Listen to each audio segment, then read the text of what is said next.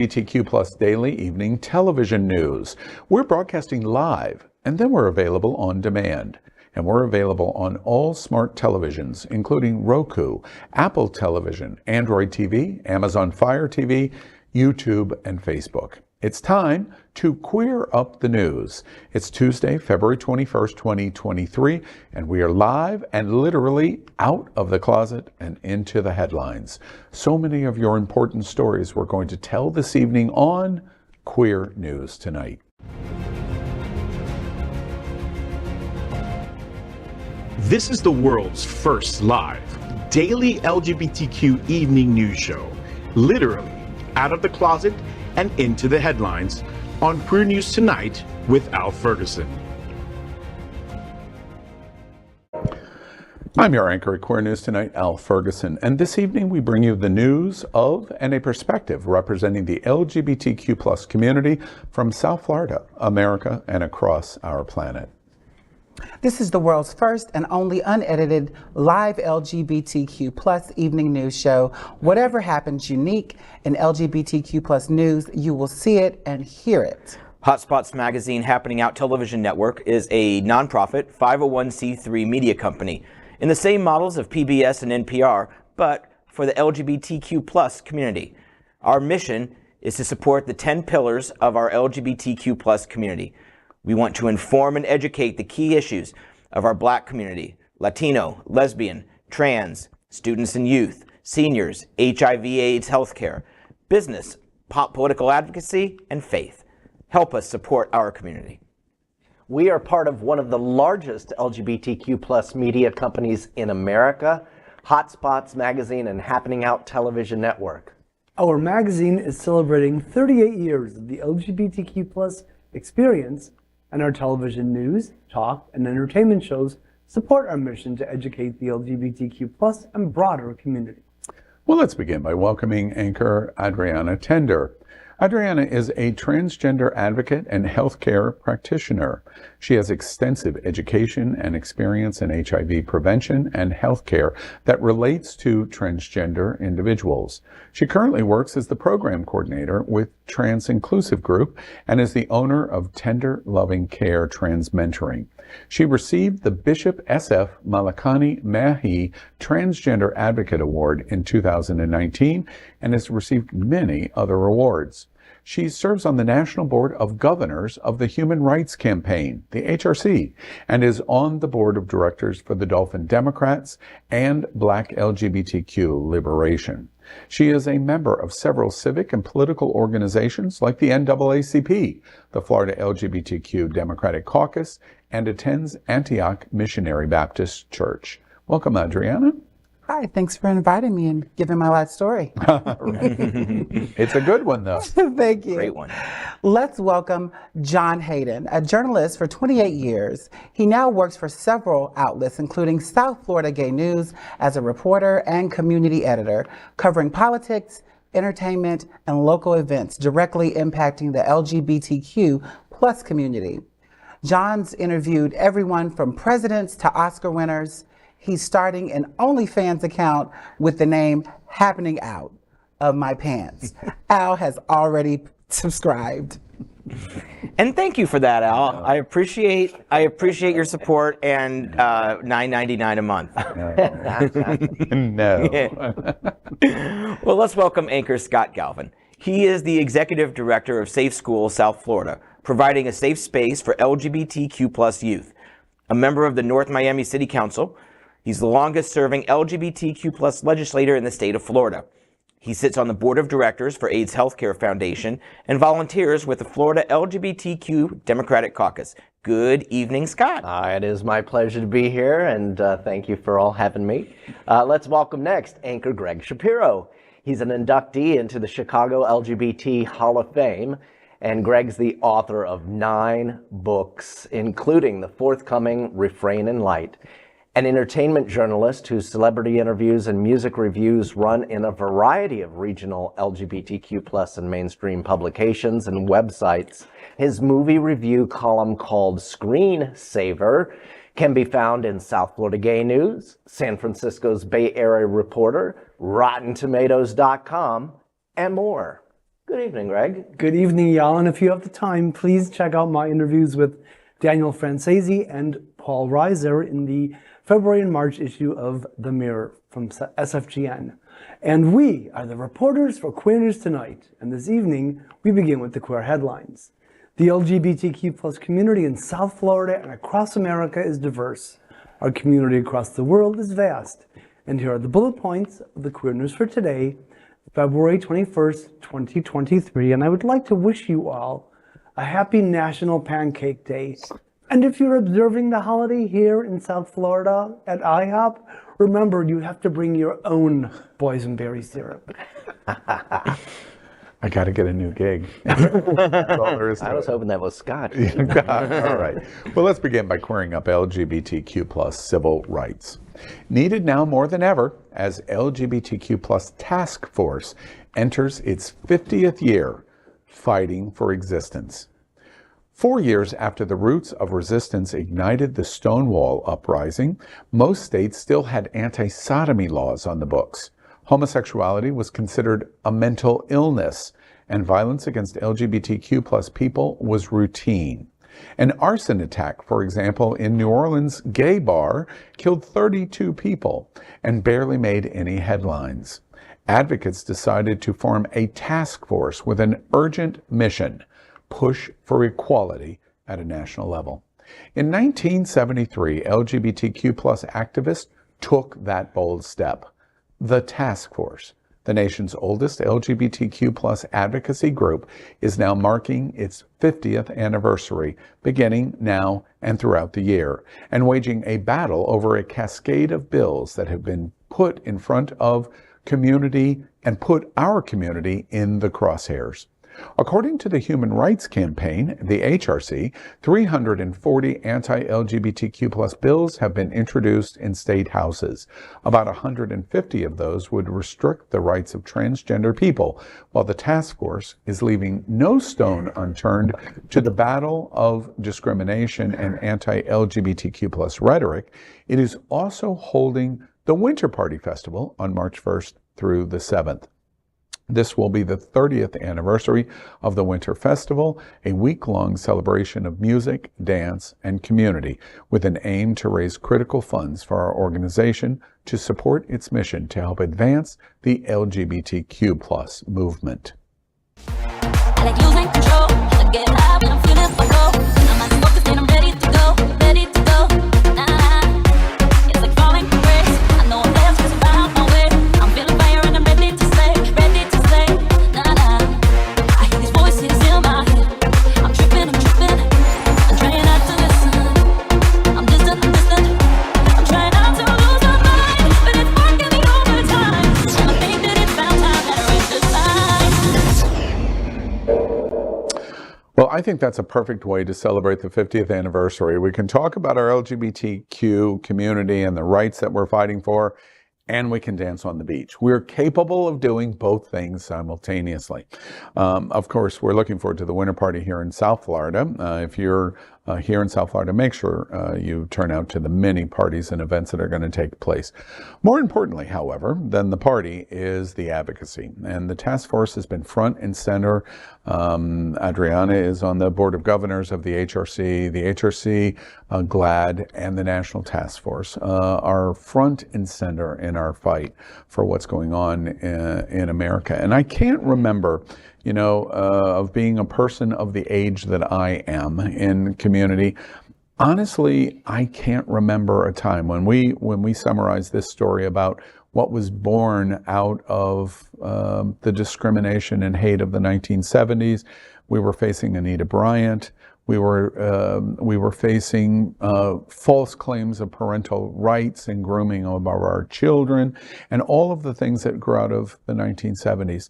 Things have improved and improved and improved, and I think that that's one of the reasons why we're so still in shell shock of what we're facing in Florida and in America, in that we got so far so fast, and now we see this very significant new type of fight. Organizations like the National Task Force, celebrating their 50th anniversary, are going to be our front lines of creating the new defenses that we are going to need against the hate, and literally the evangelical hate and the hate that is coming from state houses and the governor's mansions, unfortunately in places like Florida. The task force is needed now more than ever before, in my opinion. And it's going to be a great party. It always is. And when Winter Party comes up in a few more weeks, as an elected official, if you see any drunken people on the beach, it will not have been me. No, so I want to correct everybody right away. The longest serving LGBT elected legislator in Florida, it definitely would not be you. If you see anybody that looks like me, it definitely was not me. Yeah. And if you see anybody naked rolling around in the sand, it's the mayor of Fort Lauderdale. Oh, wow. You know, it's a very important party. It's a very fun party. But donate when you go, because if we don't give at this party, there won't be parties in the future. Right. Give. Have a little fun. You know, if it's tipping an extra $5 on your round of drinks, that goes to help the task force. If it's, you know, tipping extra money to any of the entertainment, they usually pool their funds and donate it to the task force. It's a party with a purpose, so please be purposeful in your giving. All right. This week at SFGN. Next up is a special partnership with SFGN and Queer News Tonight. Our South Florida LGBTQ+ community is better when we collaborate and work in a spirit of cooperation. We can show our community that can happen with two iconic queer media brands. Each week, we will focus on what's in the newspaper and online and on television. Welcome to SFGN on Happening Out Television. I'm SFGN reporter and community editor John Hayden. Online and on stands this week, Governor DeSantis and his Republican supporters continue attacks on LGBTQ+. Reporter Christiana Lilly looks at the Florida Board of Medicine's decision to ban gender-affirming care for trans youth. The vote was unanimous despite volumes of testimony and evidence showing these regulations will cause long-term damage. Also, I look at how DeSantis and his enablers are weaponizing the state's bureaucracy against LGBTQ+. Innocent events like drag shows are being reported to Florida's Department of Business and Professional Regulation, which has broad powers to disrupt a business by closing it down or revoking its liquor license. Finally, the Stonewall Pride Parade and Street Festival in Wilton Manors is still 4 months away, but preparations are already happening. The city has approved a permit for the party and is working with producers to avoid a repeat of last year's last-minute unforeseen costs. These stories and more are online now and on stands Thursday. For SFGN on Happening Out Television, I'm John Hayden. Queer Up Gay Culture. Our fund, Philanthropy Awards, is a model to LGBTQ+ America. LGBTQ+ advocates deserve recognition, which our fund foundation does through its annual Philanthropy Awards. This year's award program was held on Saturday, February 18th at the Broward Center for the Performing Arts. The annual awards reception celebrated outstanding philanthropists for dedicating their time, talent, and treasure to the South Florida LGBTQ+ community. Honorees and guests enjoyed a cocktail reception in the lower courtyard before the ceremony in the Mary Porter Riverview Ballroom. Bank of America presented the awards. One of the 4 recipients of the Our Fund Philanthropy Awards was Queer News Tonight anchor Jeff Oliverio. He was honored with the Next Generation of Philanthropy Award. Jeff serves as chair for the National LGBTQ Task Force Gala, Miami, and is a founding member and treasurer of the Hollywood LGBTQ+ Council. He also serves as chair for the Truist Pride Business Resource Group for South Florida. Nick Harris, Jacques Nicholas, and Didier Moritz and Erwin Mayer were also honored for their contributions to the LGBTQ+ community of South Florida. David Jobin, president and CEO of Our Fund Foundation, said, quote, "It is a privilege to recognize these inspiring philanthropists who bring our mission to life," end quote.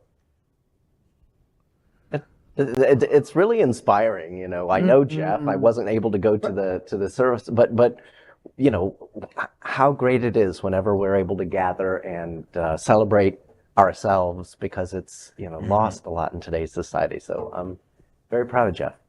You know, I went to the awards. I was there with our executive producer, vice president, Hotspots, happening out, Darren Lowley and Fay What.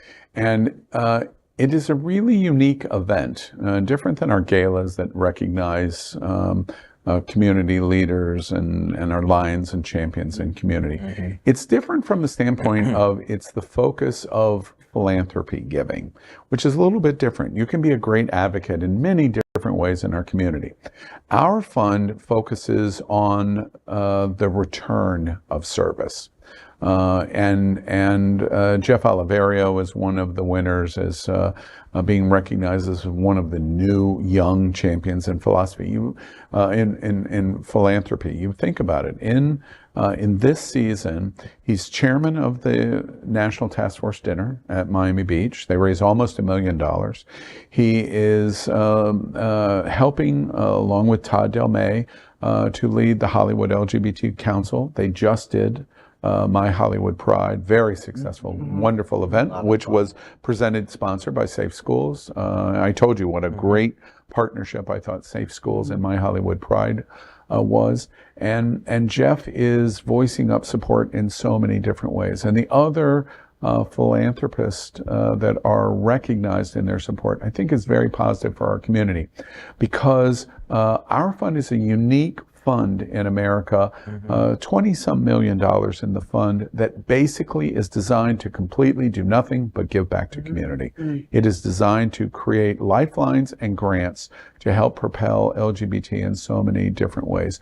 Our fund very single-handedly kept many of our organizations during pandemic alive through their giving. So the people that come and support this and support our fund, it's very, very worthwhile, because you're affecting our LGBTQ community through our fund in dramatic and important ways, and it's very rewarding to watch and see. And we're really lucky to have Jeff in our midst. Here in South Florida and here on the show as well. So bravo, Jeff. Bravo, Jeff. And I first encountered David Jobin at our fund when he was at Stonewall National Museum and Archives.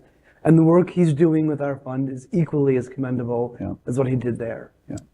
You know, I'm sure all of the honorees are very deserving, but when I think about who sticks out for me is Nick Harris. She's one of the people that were very instrumental in me becoming a part of community. And I think that when you are the type of advocate and philanthropist that she is, she's always taught us to, not only just be an advocate when they say, give your time, your talent, and your treasure. Not only has she done that, but she's taught others to do that. I think I remember maybe 4 years ago when I had no idea about what I wanted to do when it came to being a part of this community. And she was very instrumental of me being a part of the HRC Board of Governors, but not only taught me, hey, give back. So that's why I'm part of the federal club. And, I have to say, and just to provide a different exclamation point to that and others that are recognized, I think that is such a fantastic message for us to hear, because those people that, and Scott, I would say the same thing about you, those people that are reaching out in the community and pushing other people forward are among our most valuable people in our community, because you just do not know. Nick Harris has done great things in so many different ways. It's who cares? We don't even need to summarize how much she's given back to the community. How much more valuable is it for an Adrianna Tender to say, that little push she gave me pushed me to a different place, which pushed me to this place. Right. That is the definition of philanthropy. Our fund is pushing that. And that seed in the community, you're planting seed, you're planting seed, you're planting seed. And soon you have a tremendous crop from the investment of those seeds. That's what our fund does. Absolutely awesome. Beautiful words. Well, now we're going to queer up South Florida and Florida. Miami man pleads guilty to Grindr attacks and theft. A Miami man is facing life in prison after he pleaded guilty to a string of carjackings, kidnappings, robberies, and assaults targeting gay men that he met on Grindr. According to a statement from the U.S. Attorney's Office for the Southern District of Florida, Stevenson Charles, age 21, admitted he engaged in an escalating series of crimes against 5 gay men from October 23rd to November the 6th of last year. He pleaded guilty to 17 different charges related to the crime spree. In November, Charles arranged to meet a man in Dania Beach for sex. He kidnapped the man and told him to drive to his own residence in Aventura, where he had been living with another couple. Once there, Charles robbed the couple at gunpoint, forcing them to drive to an ATM and give him $1,500. He left the couple at their home in Aventura and then had the man he met on Grindr drive back to Dania Beach, where he shot him multiple times. The victim survived and was able to call the police, and Charles was identified as a suspect. He was later arrested in Georgia. The case is the most recent in a series of attacks involving the popular gay and dating hookup app Grindr. What do you think? Yeah, I mean, it's intense. I mean, people need to realize that, you know, the apps that are often used for sort of fun and lighthearted stuff can be weaponized against you.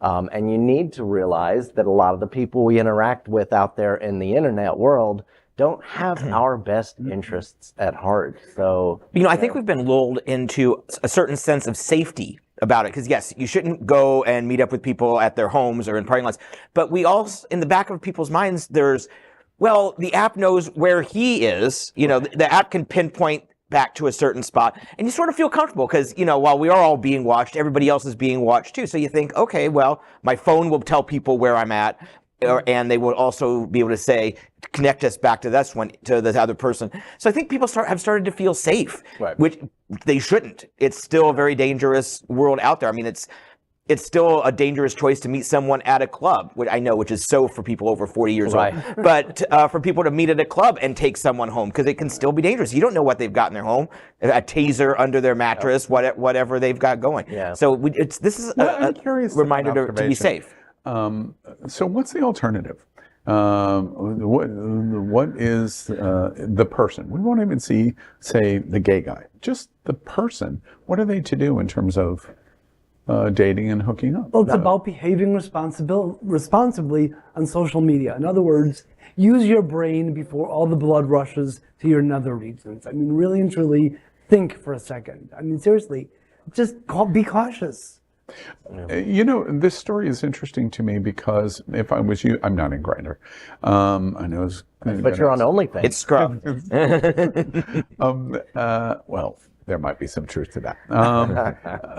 But the issue is, you know, as I watch this story and I follow this somewhat closely, what would I do if I'm meeting people in Grindr? What kind of challenges or what kinds of things to think properly would I do? And I'm talking to somebody in Grindr and they're interesting to me and a conversation begins. What do I do to prevent this kind of situation? I don't really know what I would do. Well, I have friends that are on Grindr. Of course, I would never be on that site. But I know that they make sure that they make certain provisions. So they make sure that they video chat the person. They make sure that they have the person's telephone number.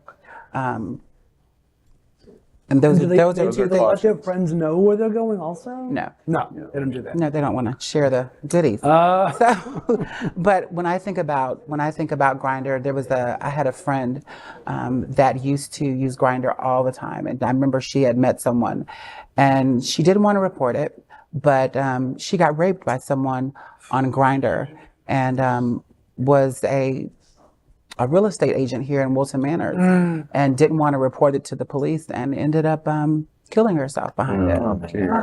Ended up killing herself behind it. So you do have to be cautious about those type of things. Well, if anything, Charles looks like he'll be one very popular prison bitch. Yes. Now we're going to clear up South Florida and Florida. Gay Ocho is a smashing Latino LGBTQ plus success. The iconic streets of Calle Ocho, Southwest 8th Street in Miami's bustling Little Havana neighborhood, came alive on Sunday, February 19th, 2023, with the 7th annual Gay 8, also known as Gay Ocho Festival. It is the largest Latino LGBTQ plus festival in America dedicated to LGBTQ plus art, music, dance, food, and culture. Drag queens and DJs brought the best in live music and performances across 8 stages. Queer News Tonight anchor Fay What was present during the event to host the Girls' Central Stage. Created and named after the late festival founder, Linda Bowe, the Girls' Central Stage fused Latin music with EDM, pop, and more. Dedicated to lesbian and queer-identifying women, Lynn's Girls' Central was open to all who wanted to dance in a safe and inviting space. Damian Pardo and It's Happening Out host Jonathan Casanes ran the Macho Dance Party from 4 to 11 p.m., attracting many community members from across the state. It featured tribal and house sounds by acclaimed DJ Alex Ramos. The Gay 8 Festival exists with so many Hispanic and Latin communities worldwide are fighting for freedom, liberty, and life. The festival seeks to amplify their voices while also celebrating all the things that make Hispanic Latin culture so vibrant and special, and acknowledge the impact of the LGBTQ plus community. Well, once again, I regret not attend. Every year I say this. I regret not attending the Gay Festival. Why didn't you? Dade County, you know. Well, because I think Wait, I would where do you live? Dade County. Oh, there we go. But I've made a note on my 2024 calendar to do everything possible. Yeah, yeah. Again, I said earlier I was proud of Jeff. I'm equally as proud of Damian. We've known each other since the mid-90s when we were both sort of new political Grindr? activists. Or... No, they didn't have that back then. We still had to go meet people in the club, like it's been said. But it's really super to see that he's not only still involved 30 years later, but still leading events like this. And I think it's important to point out, especially for our viewers that aren't in South Florida, how symbolically important this festival is. It's not necessarily the fundraiser that Task Force Gala is, but it's in the same spot where they have a mega party for just the entire Latino community or Miami-Dade County, and to move this gay festival into the same footprint and say, we are equal. Our party will be just as good. We are not lesser. We're one of the few places actually still saying it in Florida. And so the symbolism of the location and the fact that it's such a huge success is very important for us. You know, I just have to add to that observation. This is the second time I went. I went down to see Fay on the Girls Central stage. I went with Darren Lowley, our VP. He's Peruvian, Hispanic, and he told me lots about how important 8th Street in Little Havana was to him. When we were in VIP, and by the way, I'm just dropping that. Yeah, we were in VIP. Standing right in front of me is Damian Pardo. And I said, hello, Damian. He's drinking Coke. I go on record by saying he wasn't drinking. He was drinking Coke. And sat and talked to him a while. The festival was lots of fun. The food was amazing. It was I have to say, the best food for an LGBT event that I have ever been to. There was so much variety and so many, the food was just great. The other thing that was interesting is Darren said, growing up in Miami, this street is so iconic for the Hispanic community. This is Main Street for Latino Miami-Dade County. And he made the exact same point. I was I didn't understand Gallo Ocho of that being a festival, and then the Gay 8 Festival being in the same footprint. And Darren talks about that. And as we're walking the street, he's just almost talking in thought bubble of how important this was to him to come to the festival because of the exact point that you said, which is this is the footprint of Latino South Florida, and really all over the South, but this is ground zero of our Main Street. And he took a picture of his father, who's from Peru, lives in Sunny Isles, and he took a picture of the whole street behind him and sent the picture to his father saying, I'm at the Gay Ocho Festival on 8th Street.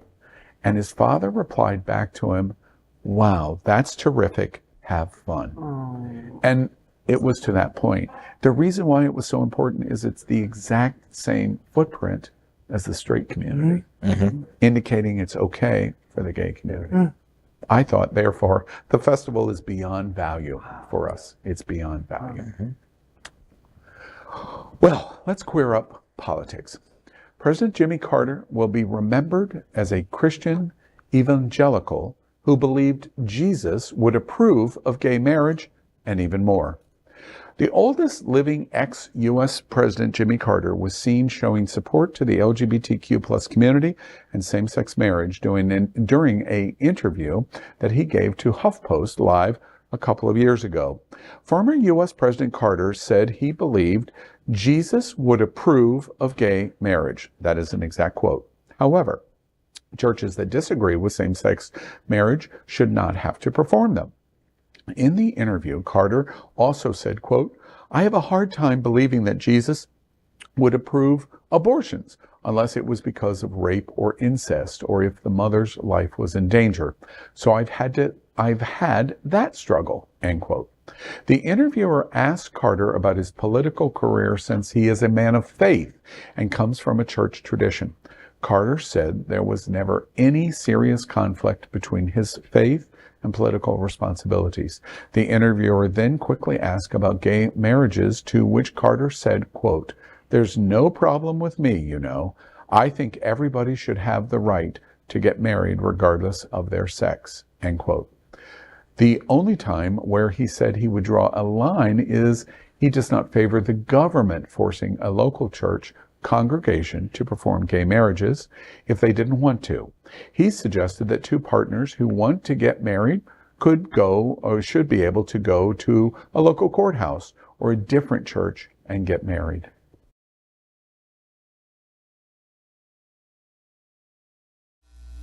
I never knew of any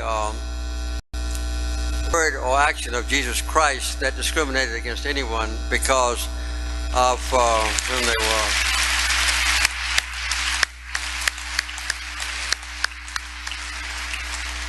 And the sexual orientation of a person is just like the color of their skin, or whether they're poor or evil, or poor or rich, or whether they live in a foreign country or our country. So I think discrimination against anyone and depriving them of actual equal rights in the United States is a violation of the basic principles of the Constitution that all of us revere in this country. So no discrimination against anyone is the best. Treat everyone equal in the eyes of God, and everybody equal in the eyes of our Constitution, and also equal in the eyes of the laws that our congressmen pass. So we ought to have that attitude to other people. In the eyes of God, they're just as good as we are. Thank you. I'm sorry. Jimmy Carter is with us. He's been moved to hospice. We wanted to do this story in anticipation of what he's done, because we know a gigantic percentage of the LGBTQ community has no understanding of President Carter. President from 1976, came in after the Watergate scandal to 1980, was defeated in second run against Ronald Reagan. Jimmy Carter for LGBT doesn't get the recognition that he should for our community, but in the 1960s was the first voice in Plains, Georgia, at his church, to say when ushers would not seat black people in his church in Plains, Georgia, to say as a leader in his church that was unacceptable and the ushers should seat black people, and integrated his church in Plains in the 1960s. He became governor of Georgia and was speaking up in affirmation for LGBT, the black community, women's rights, long ahead of anyone else in comparable seat as a governor of a southern state. I remind you, in terms of what he thought about gay marriage, he was ahead of Barack Obama He was ahead of Bill Clinton in timelines in support of LGBT. So while he moves to hospice, we take a moment to recognize what he did for LGBT and how he spoke up through his whole life.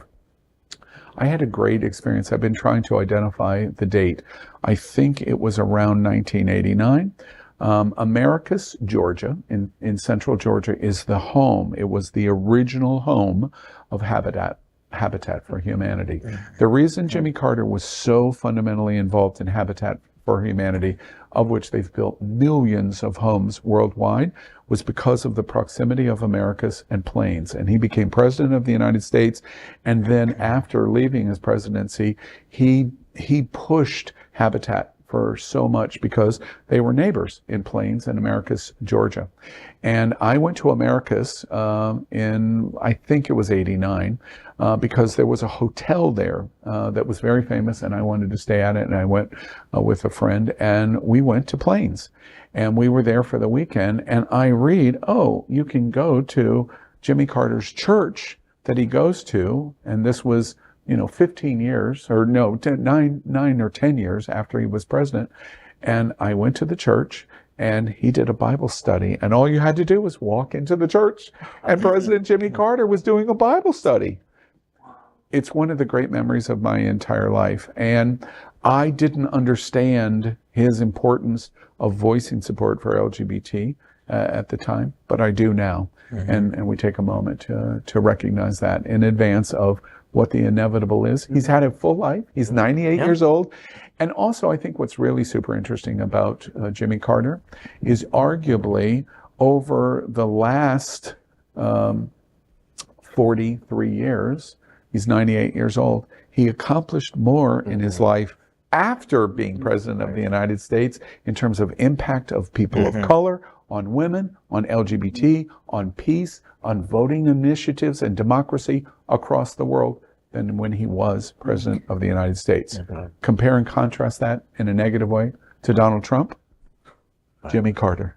I'd also like to point out, and I'm not sure why he's in hospice at this point, but we do know a couple of years ago he was diagnosed with brain cancer. And it doesn't speak to LGBTQ specifically, but it does speak to him as a person and humanity.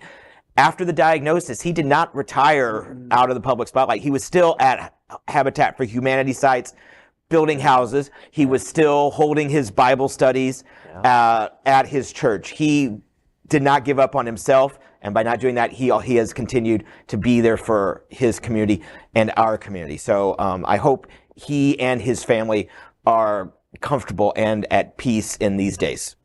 I'll be sorely missed. All right, Adrianna, we'll move on to Sunshine. Next, we are proud of our special partnership with Sunshine Cathedral, the world's largest queer church here in Fort Lauderdale. Supporting that partnership, we are broadcasting from our permanent set here at Sunshine Cathedral at the Happening Out television studios. We broadcast Sunshine Cathedral's Sunday International service at 10:30 a.m.